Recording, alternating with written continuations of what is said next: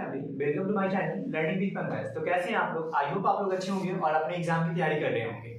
सो आज की इस वीडियो में हम लोग देखेंगे बाबू वास्तविक संख्या से संबंधित कुछ महत्वपूर्ण प्रश्न के बारे में। ओके, और इससे पहले अगर आप लोग मेरे चैनल पे पहली बार अगर आए हैं तो मेरे चैनल को सब्सक्राइब करें। और आपके अगर ये 2020 में एग्जाम देने वाले हैं तो उनकी कुछ हम लोग क्रैश कोर्स कर रहे हैं, जो कि हमारा टारगेट है 17 दिनों में बच्चों को अच्छे मार्क्स प्राप्त कराना। ओके, तो अगर आप नहीं देखे हैं तो प्ले लिस्ट में जाकर देख सकते हैं। मैं अभी तक 2 वीडियो डाल रखा हूँ, ये तीसरा वीडियो है जो कि हम वास्तविक संख्या से संबंधित बना रहे हैं, जिसमें हम लोग ये बात करते हैं कि आपके एग्जाम में किस टाइप का क्वेश्चन पूछा जाता है। ओके, तो आज हम लोग चलिए टाइम को बर्बाद ना करते हुए देखते हैं कि वास्तविक संख्या से क्या क्या क्वेश्चंस होते हैं और किस टाइप के क्वेश्चन पूछे जाते हैं। तो आज का पहला टॉपिक है हमारा अपना बच्चे पहला चीज की अभाज्य गुणनखंड प्राइम फैक्टराइजेशन होता क्या है। ओके, पहला चीज क्या होगा, अभाज्य गुणनखंड आई मीन प्राइम फैक्टराइजेशन, ये क्या होता है। ओके, तो चलिए देखते हैं क्या होता है प्राइम फैक्टराइजेशन। जैसे मान लीजिए बाबू, अगर लिखा गया आपको 32, ओके, और इसका बोला गया 32 का अभाज्य गुणनखंड करे, अभाज्य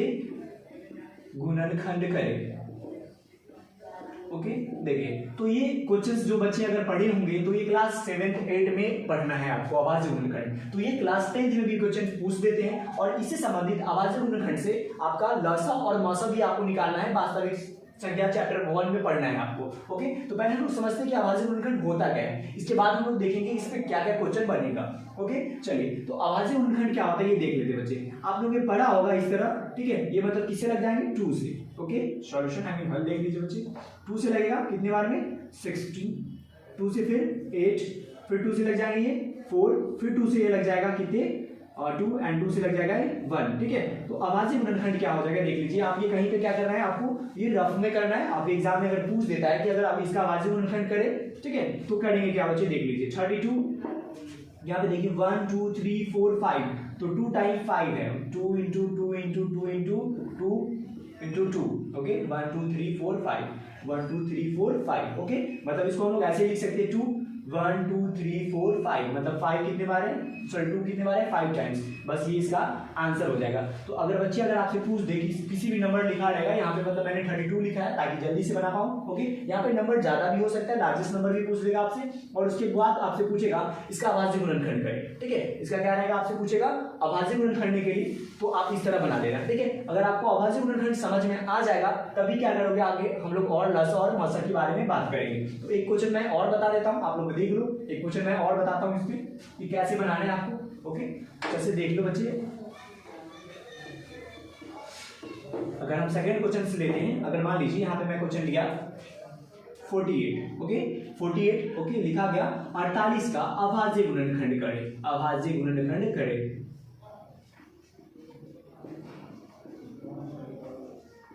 ओके, क्या है 48 का अभाज्य गुणनखंड करना। तो क्या करेंगे देख लीजिए, इसका हल कैसे करना है बाबू। 48 का अभाज्य गुणनखंड, तो पहले आपको क्या करना है, इस तरह कर लेना है। ओके, 2 से लग जाएगा मतलब इसका हाफ कर देना, 2 से लगाने का मतलब बच्चे कि उसका आधा कर देना। ओके, तो आधा कर दोगे बाबू, तो 48 का आधा 24, फिर 2 से लगा दो, कितने हो जाएंगे, ये आपके कट जाएंगे 12, फिर 2 से हो जाएंगे 6, अब ये 2 से फिर लग जाएगा 3, अब ये 2 से नहीं लगेगा, किससे लगेगा 3 से लगेगा, अभी 3 से लगेगा तो 1 हो जाएगा। तो आपको क्या कर देना है, इस तरह लिखकर 48 1 2 3 4 आप टाइम मतलब 4 बार कितना है 2 है, तो 4 टाइम लिख दिया। ओके, अब देखो 3 1 टाइम है। अब कहेंगे बाबू ये 1 छोड़ देते, कोई बात नहीं, 1 से किसी भी नंबर में मल्टीप्लाई करते कोई इफेक्ट नहीं पड़ता, इसलिए 1 को हम क्या करते हैं नेगलेक्ट आके छोड़ देते हैं। ओके, आगे बढ़ते हैं, देखो 1 2 3 4। ओके, तो 2 टाइम 4 और 3 1 टाइम, बस इसका आंसर ये पूछा है। ठीक है, तो अगर बच्चे अगर आप लोग अभाज्य गुणनखंड समझ गए होंगे तो अभाज्य गुणनखंड से ही संबंधित हम लोग क्या करते हैं, नेक्स्ट टॉपिक देखते हैं कि हमें क्या करना होता है। ओके,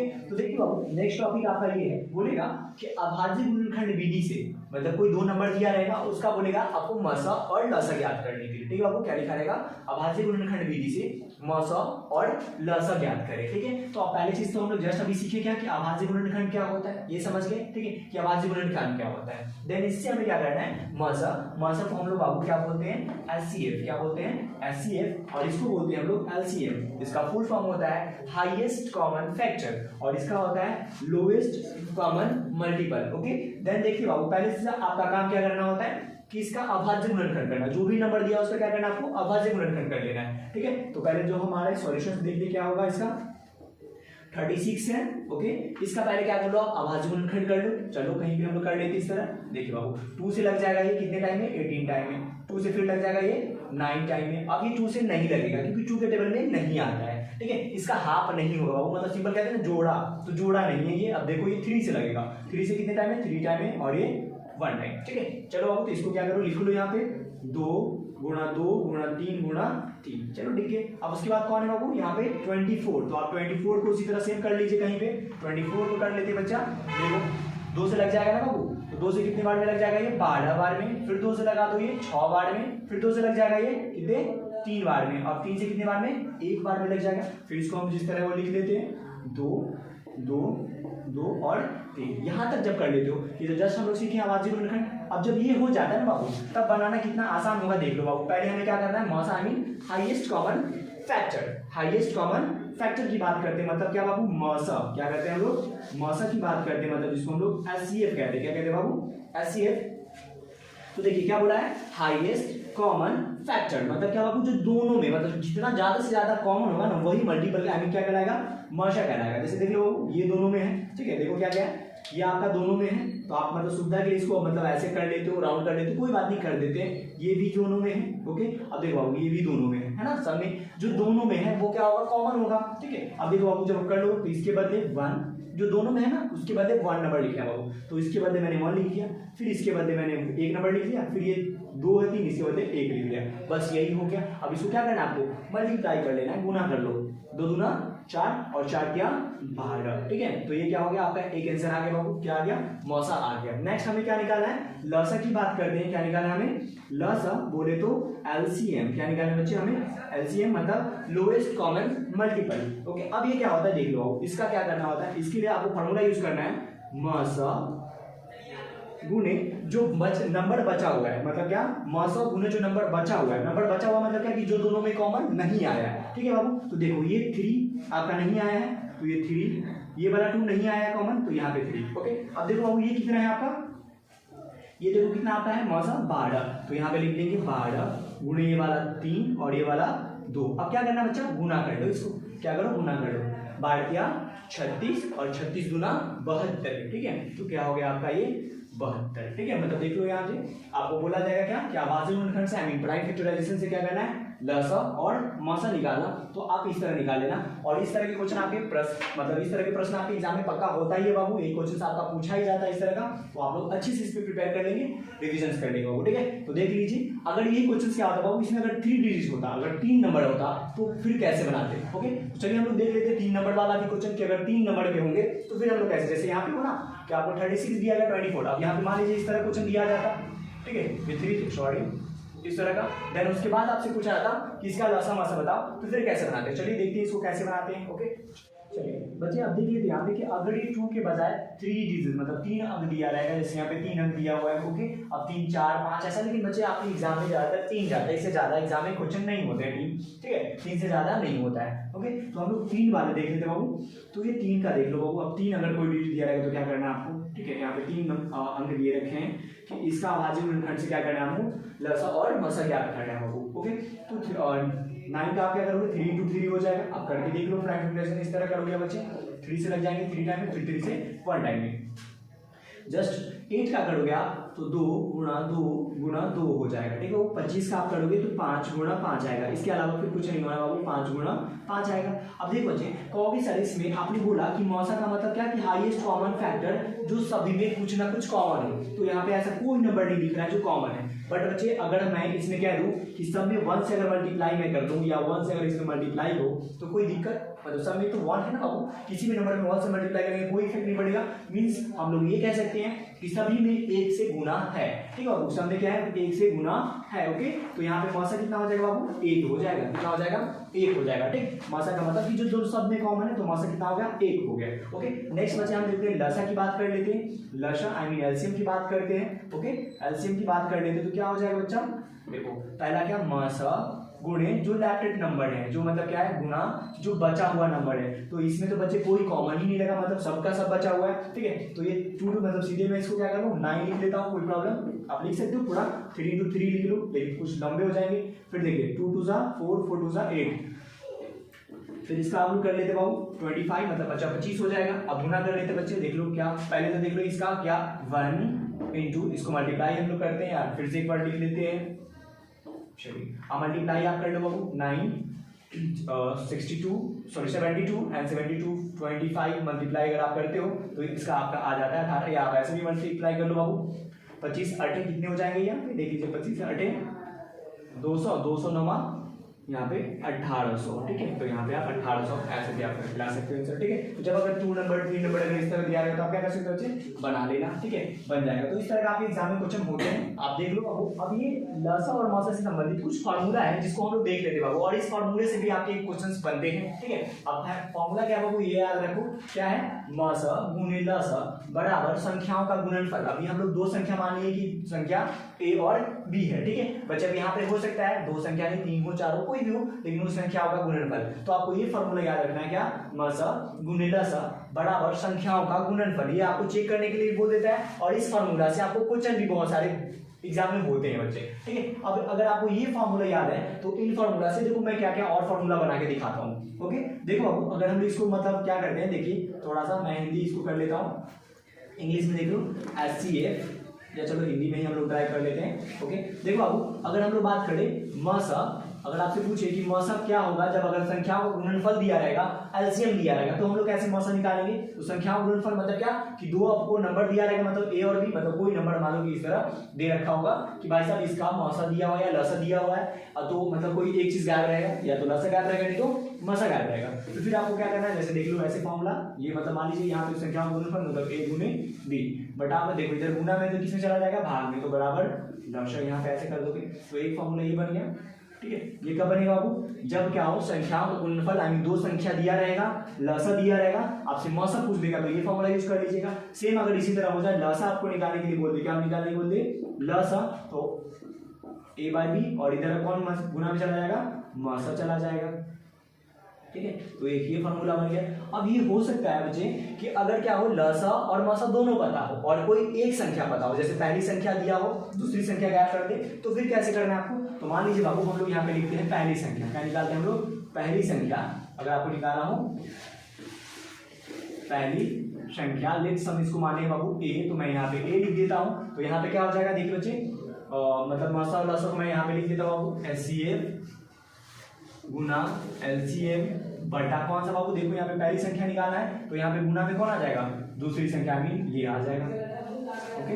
फिर हो सकता है यहाँ पे दूसरी संख्या निकालना हो, क्या निकालना हो बाबू आपको, दूसरी संख्या निकालना हो, आई मीन क्या निकालना हो आपको, बी, क्या करते हैं बाबू, बी निकालना हो। तो सेम क्या हो जाएगा कंडीशन, HCF इंटू LCM बटा क्या बच्चा ए हो जाएगा, ठीक है। ये फॉर्मूला आप याद करो, अभी मैं क्वेश्चन कराता हूँ, आपको समझ में आ जाएगा कि कैसे क्वेश्चन होते हैं। तो एक बार फॉर्मूला देख लीजिए बच्चे, क्या होता है, मसा गुणे लसा बराबर संख्याओं का गुणनफल। अब यहाँ पे संख्या 2 हो सकते हैं, 3 हो सकते हैं, जितने भी होंगे, ओके। अब यहाँ पे कुछ फॉर्मूला बताएगा बच्चे, क्या बस अगर आपको ये फॉर्मूला है तो आप आराम से यहाँ पे बना सकते हो बाबू। क्या पहला क्या कि मसा अगर आपको मतलब निकालना हो, दो संख्या पता होगा, लसा दिया रहेगा, तो आप क्या करेंगे, ये वाला फॉर्मूला यूज करेंगे, ठीक है। आप रिक्वायरमेंट देकर क्या करेंगे, इस फॉर्मूला का यूज कर लेंगे। जैसे मैं एक क्वेश्चन देता हूँ अभी, आपको समझ में आ जाएगा कैसे क्वेश्चन होंगे और कौन फॉर्मूला यूज करेंगे, ओके। तो अब दिखाता हूँ कि इन फॉर्मूला पे कैसे क्वेश्चन पूछेंगे आपके एग्जाम में। तो देखो इस तरह के क्वेश्चन आपके एग्जाम में पूछे जाते हैं, इन फॉर्मूला के यूज करके आप बनाओगे, आराम से बना सकते हो, ठीक है। जैसे क्वेश्चन है, बोला गया यदि कोई दो संख्याओं का लसा 36 और मसा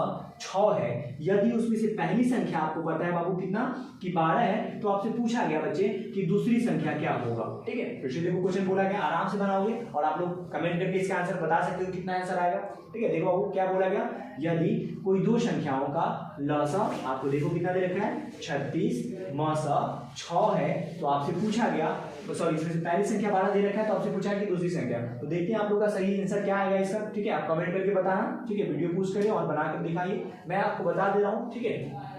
चलिए बाबू दूसरी संख्या पूछा है, तो आपकी दूसरी संख्या का फॉर्मूला क्या बच्चा, यही फॉर्मूला है ना, ठीक है। देखो आराम से आप पुट करना, बन जाएंगे बाबू। जैसे मान लो कि मैं इसी को सॉल्व करके आपको दिखाता हूँ, इसमें देखो बाबू बी यानी दूसरी संख्या निकालना है, ठीक है। देखो पहला क्या HCF देखो इसमें बाबू मसा कितना है यहाँ पे 6, तो यहाँ पे लिख देंगे हम 6 गुणा, उसके बाद LCM कितना है बच्चे, देखो 36, तो यहाँ पे 36 बटा ए मतलब पहली संख्या कितना है बाबू 12, तो इसके जगह पे आप क्या कर दो 12। अब देखो कट जाएंगे, 12 क्या 36। अब यहाँ पे क्या हो गया 6 गुणे 3, मतलब 6 गुणे 3 कितने हो जाएंगे बाबू आपको 6 3 18। ठीक है, कितने आंसर आ जाएंगे 18 आपका क्या हो गया दूसरी संख्या आंसर, सही आंसर यही है। ठीक है, तो कितने लोगों का सही आंसर हुआ वो भी मुझे कमेंट करें कि इनका आंसर 18 आया हो। ठीक है, चलिए तो इस टाइप का क्वेश्चन होगा, तो आप ये फॉर्मूला को आप लोग अच्छे से याद कर लीजिए, देख लीजिए। ठीक है, चलिए नेक्स्ट टॉपिक हम लोग देखते हैं इससे क्या होगा क्वेश्चन। अगला टॉपिक बाबू, अगर आपको आवाज़ी गुणनखंड आ गया है तो इसी से संबंधित एक और पॉइंट है जो कि मैं बता देता हूँ। एक आपसे पूछा जाता है कि बिना मतलब भाग की लंबी प्रक्रिया के किए हुए अब बताओ कि शांत होगा या आसान। इस तरह के क्वेश्चन आपके ऑब्जेक्टिव भी हो सकते हैं, मे भी आपको सब्जेक्टिव भी पूछा जा सकता है बाबू। ठीक है, तो चलिए देखते हैं हम लोग शांत और आसान का कंडीशंस क्या होता है। अगर आपको आवाज़ी गुणनखंड आ गया, प्राइम फैक्टराइजेशन आ गया तो आप आराम से सॉल्व कर लोगे। जैसे देखते बाबू कंडीशंस क्या क्या है, फॉर्मूला क्या है। ओके, एक फॉर्मूला लिखा गया, देखो ये पी का मतलब कोई भी नंबर हो उससे कोई मतलब नहीं बचे, पी। ठीक है, तो पी भाई नीचे आवाज़ी गुणनखंड बोला गया कि 2 इंटू 2 का पावर m इंटू 5 का पावर n। अगर ऐसे कंडीशन होगा तो शांत, फिर इस तरह देखो, मतलब हम सीधा सीधा कह दे सकते हैं बाबू, ये पहले फॉर्मूला आप देख लो पूरा। ओके, सीधा सीधा हम लोग कह सकते हैं कि बाबू ऊपर अंश होता है नीचे हर होता है, तो अगर हर के आप आवाज़ी गुणनखंड करते हो और नीचे अगर 2 और 5 आ जाए, क्या आ जाए 2 और 5 आएगा तो आप बोलोगे शांत है। ठीक है, केवल अगर 2 भी आ जाए फिर भी आप बोलोगे शांत है। केवल 5 मतलब अगर 5 भी आता है तो बोलोगे शांत है। लेकिन इन दोनों के सिवा कोई तीसरा आया, मतलब कोई तीसरा नंबर अगर आया तो आप बोल देना बाबू क्या अशांत होगा। मतलब अगर 2 5 आए फिर भी शांत, अकेला 2 आए फिर भी शांत, अकेला 5 भी आए फिर भी शांत। लेकिन इन दो भाइयों के बीच में कोई तीसरा अगर टपका तो समझ जाना हो क्या हो जाएगा बच्चे अशांत हो जाएगा। जैसे मान लीजिए बाबू मैं एग्जांपल आपको बताता हूँ, अगर मान लो 1/8 की बात करते हैं, क्या है बच्चे 1/8 की, और आपसे पूछा गया कि भाग नहीं दो मतलब बिना लंबी प्रक्रिया किए आपको बताना है शांत है या अशांत। तो पहला काम क्या करना है बच्चे, आपको देख लेना कि इसमें कोई कटने वाला मतलब इस दोनों में कोई मतलब रिलेशन नहीं कटेगा। तो आपको क्या करना है, इसका आवाज़ी गुणनखंड आपका 8 का आवाज़ी गुणनखंड कहीं पे कर लो, इस तरह हो जाएंगे बाबू। चलिए अब नीचे देख लो 2 गुणा 2 मतलब 2 पावर 1 2 3, मतलब आप मुझे बताओ ये क्या होगा, शांत होगा या अशांत है। तो क्या बोला गया कंडीशन, देखो ये m का मतलब है बाबू की पावर, मतलब उसके ऊपर कितने बार है ना वो, तो m आंसर डरना मत। ओके चलो, तो अब बताओ ये शांत हो या अशांत। देखो तो क्या बोला, सिर्फ यहाँ पे 2 आया है क्या, अब ये 3 से मतलब नहीं बाबू, ये पावर है, क्या है पावर है। तो इसको देखकर डर मत जाना कि भाई जब यहाँ पे तो 3 आ गया, हाँ तो 3 उससे मतलब नहीं, आपको पावर में मतलब नीचे में क्या सिर्फ 2 या 5 आना चाहिए। ठीक है, या क्या अकेला 2 भी आया या 5 भी आएगा तब भी शांत होगा। तो यहाँ पे देखो क्या है सिर्फ 2 है, तो क्या होगा बाबू ये हो जाएगा आपका शांत। समझ में आया, क्या हो जाएगा बच्चे शांत आ जाएगा। अब लेट में भी अगर मैं बात करूं एक क्वेश्चन से और लेता हूं बाबू, चलिए अगर मैं बात करूं 7/12, क्या है 7/12 मतलब 7/12। ओके, और इसका मतलब ये दूसरे नंबर क्वेश्चन है क्या कि 7/12, और इसको आपको बताना है कि ये शांत है या अशांत। तो पहला काम क्या करना बाबू, आपका इसका आवाज़ी गुणनखंड करना, मतलब आप प्राइम फैक्टराइजेशन कर लो। क्या इसका आप करोगे तो 2 इंटू 2 इंटू 3 यही आएगा। ठीक है, मतलब 2 का पावर 2 इंटू 3। आप बताओ ये शांत है या अशांत है। तो देखो क्या बोला था कि 2 या 5 रहे या 2 रहे तब शांत, लेकिन ये इनके सिवा कोई तीसरा टपका तो क्या हो जाएगा वो अशांत। देखो भाई साहब ये टपक पड़ा ना यहाँ पे 3, हाँ तो क्या हो जाएगा ये अशांत हो जाएगा। ठीक है, तो क्या हो जाएगा बाबू ये आपका हो जाएगा अशांत। ठीक है, समझ में आ रहा है। ओके, तो देखो शांत अशांत आई होप समझ में आ गया होगा बाबू। ठीक है, तो इन फॉर्मूला को याद रखना है कि भाई साहब 2 रहेगा 5 रहेगा तो शांत, अकेला 2 भी रहेगा शांत, ठीक है अकेला 5 भी रहेगा फिर भी शांत होगा। लेकिन इनके सिवा देखो बाबू यहाँ पे 3 आ गया 7 आ गया, कुछ भी अगर ऐसा आ जाता है तो क्या हो जाएगा ये अशांत हो जाएगा। एक क्वेश्चन लास्ट कर लेते हैं बच्चे शांत अशांत का, बस लास्ट क्वेश्चन है देख लीजिए। अगर मान लो बच्चों यहाँ पे क्वेश्चन दिया गया 15/18, चलिए 18, क्या बाबू 15/18, देन आपसे पूछा गया कि ये शांत है अशांत। तो पहला काम करना होता है कि इसमें देखना है बाबू कि कोई कटने वाला तो नहीं है, तो ये कट जाएगा ना 3 के टेबल में आता है, तो आप 3 के टेबल से इसको उड़ा दो बच्चे। किससे उड़ जाएंगे, देखो 3 से उड़ जाएंगे, ये 5 बार में और ये कट जाएंगे आपको 6 बार में। ठीक है, अब अगर आप बढ़ते हैं हम लोग तो फिर 5/2 इंटू 3। अब बताओ ये शांत है या अशांत है। देखो यहाँ ये शांत है या अशांत है, तो 2 के सिवा यहाँ पे कौन आ गया 3 आ गया, तो क्या होना चाहिए ये आ जाएगा आपका अशांत हो जाएगा। क्या हो जाएगा ये आसान। तो आई होप शांत आसान समझ में आया होगा, ठीक है। तो ये बच्चे आप लोग इस वीडियो में इतना मैंने किया, ओके। अगर आपको लगता है कि और भी इस तरह का कुछ पूछना है, समझना है, अगर प्रॉब्लम हो रही है तो आप मुझे कमेंट करके बताएं, और आप इस तरह के वीडियो और भी चाहते हो तो मुझे कमेंट करें और चैनल को सब्सक्राइब करें। बस आज की इस वीडियो के लिए बस इतना ही। जय हिंद।